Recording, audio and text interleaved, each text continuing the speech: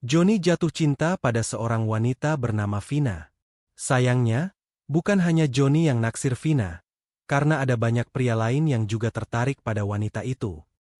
Belakangan, ada seorang pria yang tampaknya akan dipilih Vina sebagai kekasihnya.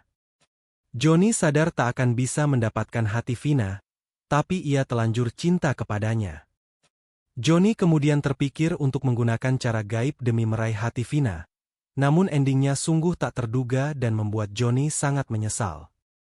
Inilah kisahnya, dan selamat menyelami dunia misteri.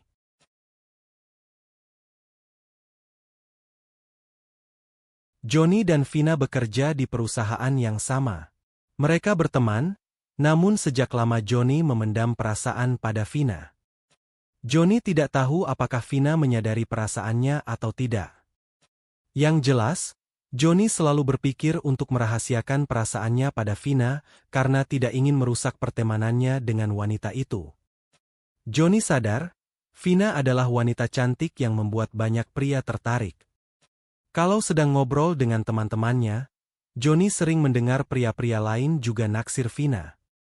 Namun mereka sama-sama sadar kalau Vina belum tentu tertarik pada mereka. Johnny pun menyadari hal itu.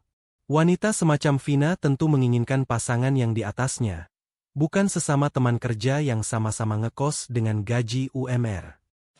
Saat istirahat kerja, banyak orang masuk kantin untuk makan siang, lalu mengobrol dengan teman-teman kerja sambil menunggu jam istirahat habis.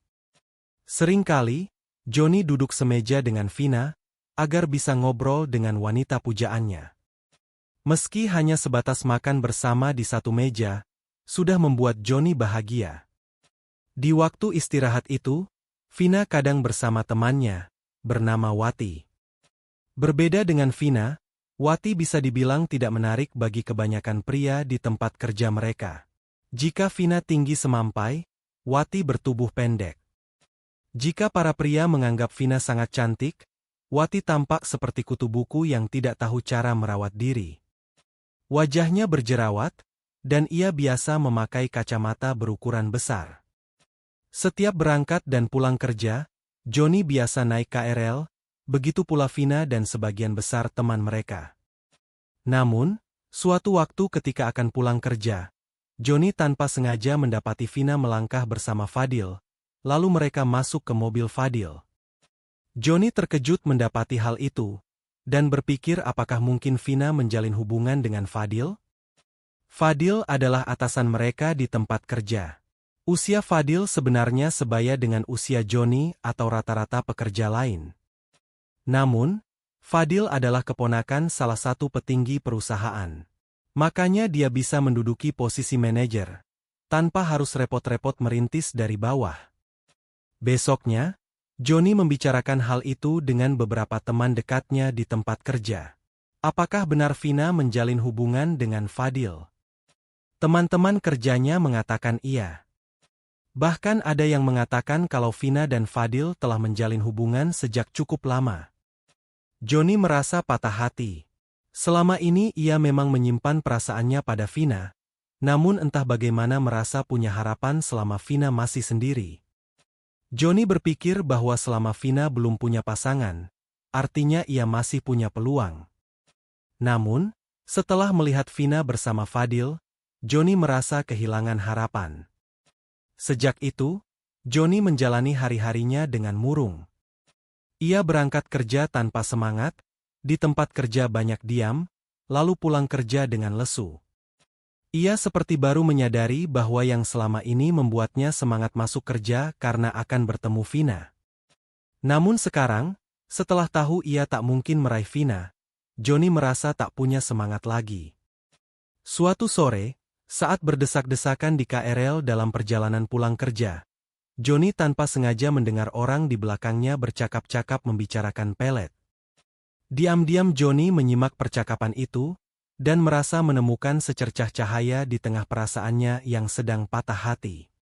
Ia jadi terpikir tentang pelet, dan membayangkan ia menggunakan pelet untuk mendapatkan Vina. Johnny menyadari, ia tidak mungkin bersaing dengan pria semacam Fadil. Jadi apa salahnya kalau dia menggunakan cara gaib semacam pelet? Pemikiran itu lalu membawa Johnny untuk mencari informasi tentang dukun yang ampuh. Pencariannya membawa hasil. Seseorang memberitahu bahwa ada seorang dukun yang kurang terkenal, tapi kerap didatangi orang yang membutuhkan ilmu pelet. Dukun itu masih muda, berusia menjelang 40, dan bernama Harimbawa.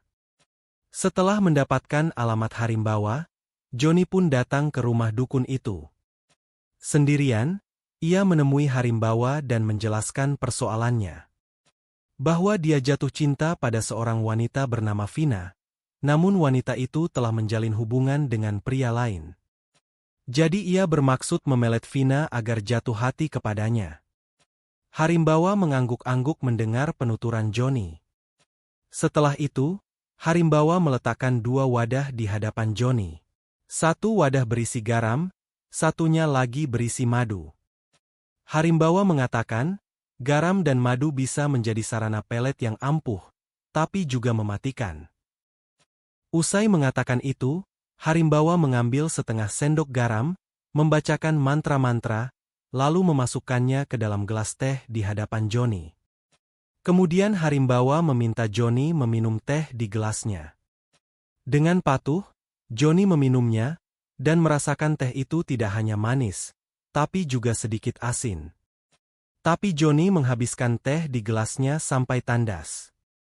Setelah itu, Harimbawa mengambil setengah sendok madu, lalu ia masukkan ke dalam plastik kecil. Ia menggenggam plastik berisi madu itu, dan memejamkan mata sampai lama sambil merapal mantra. Johnny duduk diam, menunggu dukun di depannya menyelesaikan ritual, sampai kemudian Harimbawa kembali membuka mata. Dukun itu berkata, masukkan madu ini ke dalam makanan atau minuman wanita yang kamu cintai, dan ia akan langsung tertarik kepadamu. Johnny sudah bersiap menerima plastik berisi madu itu, tapi Harimbawa menegaskan, seperti yang kukatakan tadi, garam dan madu adalah sarana pelet yang ampuh, tapi juga mematikan. Setelah wanita itu tertarik kepadamu, kamu harus menikahinya. Jika tidak, wanita itu akan gila, dan kamu akan ikut gila. Dengan mantap, Johnny mengangguk. Ia membayangkan akan menikah dengan Vina, wanita pujaannya. Di tubuhnya sekarang ada garam berisi mantra-mantra, dan tugasnya kini adalah berusaha memasukkan madu berisi mantra-mantra yang sama. Garam dan madu dengan rapalan mantra itu akan saling tertarik dan saling menarik, dan Johnny akan memiliki Vina. Keesokan harinya, Johnny berangkat kerja dengan hati berbunga-bunga. Di saku bajunya tersimpan kantong plastik kecil berisi madu yang telah dimantrai, dan tugasnya adalah memasukkan madu itu ke dalam minuman Vina, agar wanita itu meminumnya. Bagi Johnny, itu tugas mudah. Dan setelah madu itu masuk ke dalam tubuh Vina, ia akan tertarik kepada Johnny sebagaimana Johnny tertarik kepada Vina. Lalu mereka akan saling jatuh hati dan saling memiliki. Memasuki jam istirahat kerja, Johnny duduk semeja dengan Vina di kantin. Waktu itu Vina memesan nasi dan es teh seperti biasa, dan gelas es teh itu ada di hadapan Johnny. Yang perlu dilakukan Johnny hanya menunggu Vina lengah, lalu secepat mungkin memasukkan madu yang telah ia siapkan ke dalam gelas es teh tersebut. Pada waktu itu orang-orang yang ada di kantin sedang sibuk dengan makanannya masing-masing. Jadi diam-diam Johnny menunggu saat yang tepat untuk memasukkan madu ke dalam gelas Vina, dan diam-diam pula ia berdoa semoga ada kesempatan untuk melakukan hal itu. Doa Johnny tampaknya terkabul. Usai makan, Vina baru meminum sedikit teh di gelasnya, ketika Wati muncul dan memberitahu Vina kalau dia ditunggu Fadil. Dengan sikap seperti akan menemui pacar, Vina lalu bangkit dari tempat duduknya, kemudian melangkah bersama Wati, meninggalkan Johnny sendirian. Itu benar-benar kesempatan emas bagi Johnny. Seketika, ia mengambil bungkusan plastik berisi madu yang telah ia siapkan, lalu secepat mungkin menuangkannya ke dalam es teh di gelas Vina.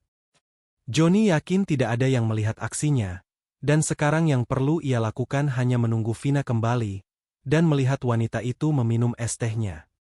Ketika Johnny sedang berdebar-debar menunggu kedatangan Vina, yang datang ke mejanya malah Wati. Ia datang sendirian, lalu duduk di kursi yang tadi diduduki Vina. Sepertinya ia sedang kepedasan setelah makan siang, lalu melihat gelas es teh milik Vina yang masih penuh. Dengan santai, Wati berkata pada Joni, "Ini es tehnya Vina ya?" Joni mengangguk. Dan sebelum ia sempat mengatakan apapun, Wati telah meneguk es teh itu sampai habis, kemudian berkata ringan, "Biar nanti Vina pesan lagi, soalnya aku lagi kepedesan." Joni nyaris pingsan di kursinya. Ia seketika teringat ucapan dukun Harimbawa, garam dan madu adalah sarana pelet yang ampuh, tapi juga mematikan. Setelah wanita itu tertarik kepadamu, kamu harus menikahinya. Jika tidak, wanita itu akan gila, dan kamu akan ikut gila. Joni melihat ke arah Wati di hadapannya, dan mendapati Wati sedang memandangnya dengan tatapan penuh arti. Joni merasa mau mati.